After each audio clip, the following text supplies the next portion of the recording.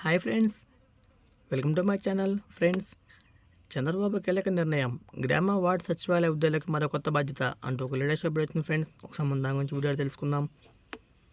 Friends, తెలుసుకునే ముందు మీరు కనుక మన ఛానల్ ఫస్ట్ టైం చూస్తే కనుక ఫ్రెండ్స్ మన ఛానల్ లైక్ చేయండి ఫ్రెండ్స్, అలా సబ్స్క్రైబ్ చేయండి. ఫ్రెండ్స్, ఆంధ్రప్రదేశ్ రాష్ట్రంలోని గ్రామ వార్డ్ సచివాలయ ఉద్యోగులకు బిగ్ అలర్ట్.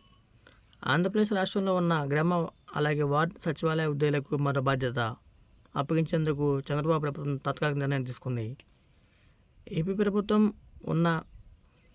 ఉన్నత ప్రభుత్వ పాఠశాలలో టాయిలెట్లు పరిశుభ్రత ఫోటోలను అప్లోడ్ చేసే బాధ్యతను విద్యాశాఖ, గ్రామ అలాగే వార్డ్ సచివాలయ ఉద్యోగులకు అప్పచెప్పడం జరిగింది.